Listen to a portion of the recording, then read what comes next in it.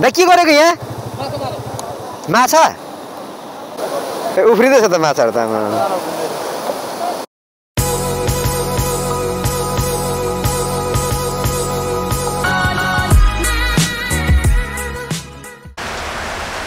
नमस्ते सबैमा। सो अहिले चाहिँ म इटहरीबाट बोलिरहेको छु, घरको छतबाट। घरको छत हुनेहरूको त यस्तो ठिकै छ, छत नहुनेहरूको समस्या कस्तो होला अहिले देशमा। देशभरि भारी वर्षा भइरहेको छ, तराईमा डुबान भइरहेको छ, पहाड भत्केर पहिरो गइरहेको छ। तपाईँले यो ट्रान्सपोर्टेसनको यो हुन्छ नि, तपाईँलाई सवारी यातायात सबैतिर बन्द भइरहेको छ, चल्न सकिरहेको अवस्था छैन। देश भनौँ न एउटा जटिल हुन्छ नि, तपाईँलाई प्राकृतिक विपत्तिबाट गुजिरहेको छ। सो बिहानको 8 बज्यो, निरन्तर 4-5 दिनदेखि वर्षा भइरहेछ नेपालभरि।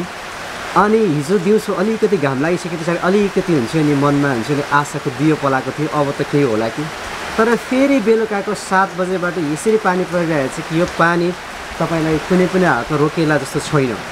त्यसैले हामी देश विदेशमा जहाँ छौँ, जसरी बसिरहेका छौँ, जुन हालतमा जस्तो तरिकाले हामीले सहयोग गर्न सक्छौँ कृपया सहयोग गर्नुहोला, गर्नुपर्छ हामीले। अनि सोसियल मिडियाहरूमा हुन्छ नि भर्खर केही इन्फर्मेसनहरू सेयर गरौँ। अनि तपाईँ आफै पनि धेरैभन्दा धेरै इन्फर्मेसन न्युजहरू सुनेर आफै पनि अपडेट हुनु पऱ्यो। एनिवे गाइस, मैले हिजो एउटा भिडियो अपलोड गरिरहेको थिएँ अनि त्यो भिडियोले पनि धेरैजनामा चाहिँ हुन्छ नि तपाईँलाई अहिले नेपालमा भइरहेको यो भारी वर्षाले ल्याएको एउटा विपत्ति धेरैमा पुर्याउन सफल भयो। त्यसैले गर्दाखेरि आज पनि यति धेरै पानी परिरहेछ, तर पनि म हुन्छ नि त्यसैलाई फलोअप गर्नको लागि कहाँ के भइरहेको छ, तपाईँहरूको जिज्ञासा हुन्छ, विदेशमा बसिरहनु भएको छ अथवा कहीँ बसिरहनु भएको छ भने ती कुराहरू कभर गर्नको लागि निस्कँदैछु। सो आई थिङ्क तपाईँहरूलाई यो भिडियो पनि मनपर्छ होला। भिडियो मनपर्छ भन्ने कुरो त होइन, एकदमै यस्तो दुःखको घडीमा सानो इन्फर्मेसनको लागि। Thank you very much guys, see you on the road. So guys, यो म Itahari ward number 20 look Itahari ward number 20 को यो तरारा जनसहयोग स्कुलको मुनि आइपुगिरहेछु। पानी यो भरिएर यहाँ माथिबाट आउँदैछ। सो एकछिनमा यो पुल माथिबाटै जान्छ। लुक एट द गाइस, आमाम हेर बढेको पानी, घट्ने त होइन, झन् पानी बढेकै छ। बाटो खतलेर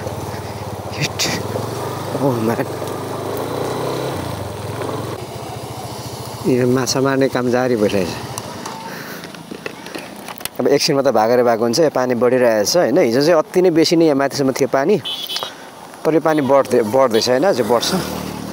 सो म यो इटहरी तराराको होम्समा आइरहेछु एन्ड यो मान्छेहरूले माछा मार्ने काम गरिरहेछन्।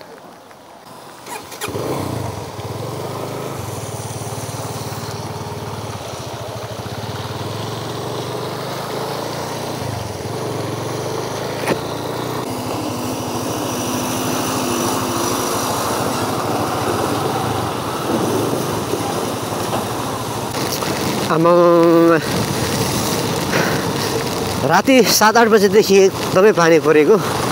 अहिले बिहान रहला भनेको, बिहानदेखि झन् एकदमै चाहिँ हाई इन्टेन्सिटीमा पानी परिरहेछ कि, एकदमै धेरै पानी परिरहेछ।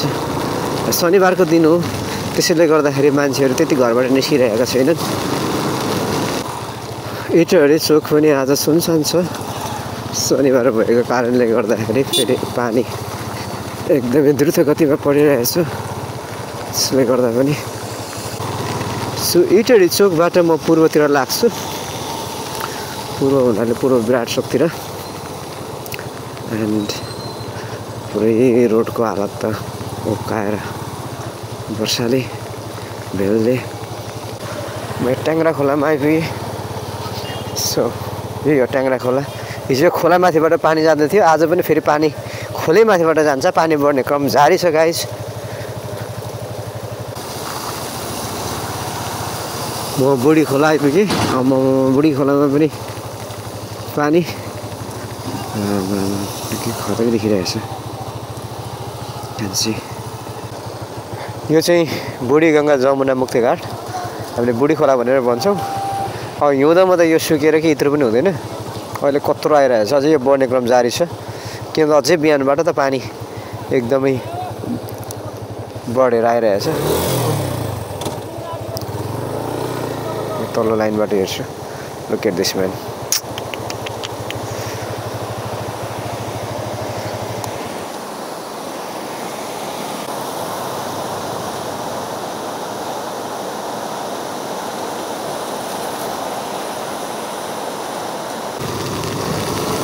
म अझै यहाँबाट इटहरीबाट पूर्व लाग्दैछु अनि जाउँ अझै उतातिर के हामी देख्न पाउँछौँ अथवा के छ स्थिति यो तपाईँले यो भित्रभित्र छिरियो भने चाहिँ अझै बेकराल स्थिति भइरहेछ कि किन भन्दा पानी जमिएर खोल्सोहरू पनि बढेर घरमा बसेर मान्छेहरूको घरमा पानी जमिरहेका छन् तर म भित्रभित्र गइरहेको छैन होइन म चाहिँ यो रोडमै हिँडिरहेको छु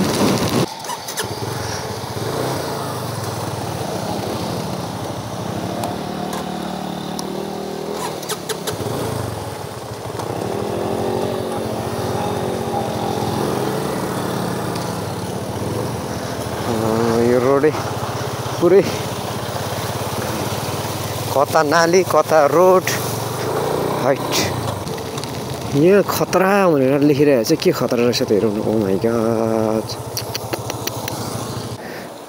यो के खोला भन्छ यो खोलाको नाम चाहिँ मलाई एक्ज्याक्टली थाहा भएन होइन इलेक्सनमा त्यहाँ बनाउँला अहिले चाहिँ यतापट्टि चाहिँ यो काडे तारको जाली लगाइरहेछ सो पोहोर चाहिँ यो पुरै यताबाट खनिरहेको थियो कि त्यसले गर्दा चाहिँ पोहोर तुरुन्त हुन्छ नि बाढी सकिने बित्तिकै यो लगाएको एकदम राम्रो यसपालि एकदम काम गर्यो धान रोप्नको लागि चाहिँ सही मजा भइरहेछ धान रोपिरहेछ यहाँ मान्छेहरूले दामी भएछ यो साइडमा चाहिँ अलिकति उच्च पनि भएछ पानी जमिएन पानी त चाहिने नि हो होइन असार र साउनमा पानी नपरे त हामीले धान रोपाइ गर्नै सक्दैनौँ तर यति बिग्न पनि पानी चाहियो होइन कि नन स्टप हुन्छ नि पानी पर्ने त्यस्तो ठुलो बगाउने हिसाबले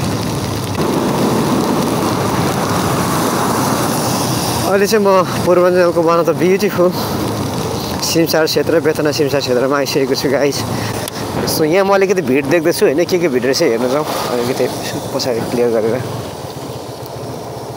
यो माथिको बेतना भयो बेतना पोखरी ओ माइ गॉड यहाँ मान्छेहरू माछा मार्दै रहेछ ओहो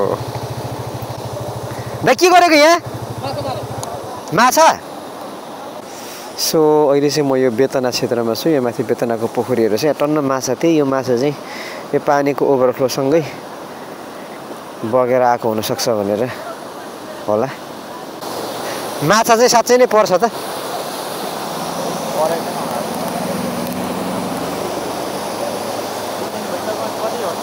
माछा पनि होइन खोलाको सबै सकिसक्यो होला उफ्रिँदैछ त माछाहरू त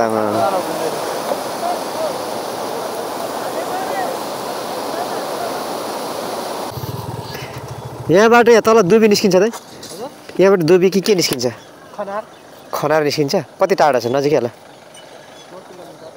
9 किलोमिटर हस् मौसम राम्रो भयो कि राम्रो हुँदैछ कि अहिले होइन घाम लागे जस्तो फिल हुँदैछ यस्तो भयो त दामी हुन्थ्यो त्यसले गर्दा मैले प्लान सर्टेनली चेन्ज गरेँ म विराटनगरतिर लाग्नुभन्दा पनि म यहाँबाट सिधै खनार निस्किने प्रयास गर्दैछु यो म नहर जाँदैछु होइन यो नहर चाहिँ कोसीको पानी आउने हो त्यो कोसीबाट यता पानी पठाएको छैन के अरे त्यसले गर्दाखेरि यो जम्मेकै पानीहरू हुन् कुन बाटो खनार निस्किने हो यो त यहाँ त जाँदैन होला त घुमेर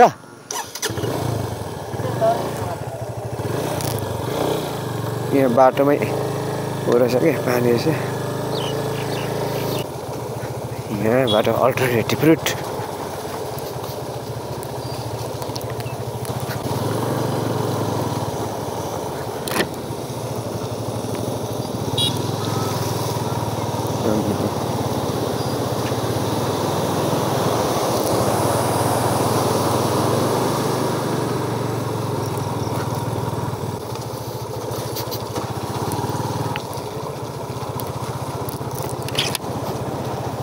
यताको बस्ती त डुबाउनु परिहाल्यो नि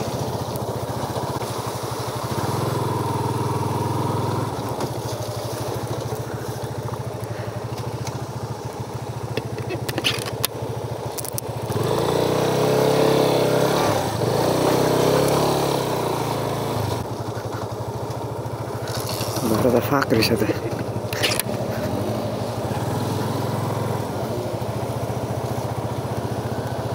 आम्मा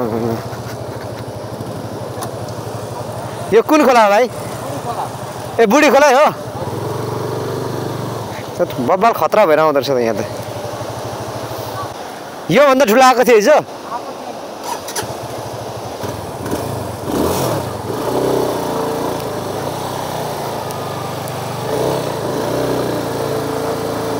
Look at this guys. यो चाहिँ त्यही माथिकै बुढी खोला हो एन्ड जति तल गयो त्यति ठुलो हुँदै आउने हो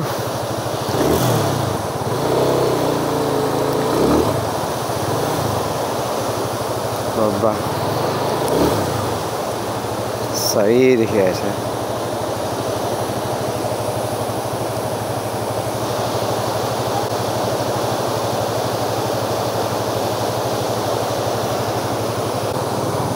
फेरि पानी पर्न थाल्यो फेरि पानी पर्न थाल्यो ओ माय गॉड यहाँबाट बब्बाल देखिँदो रहेछ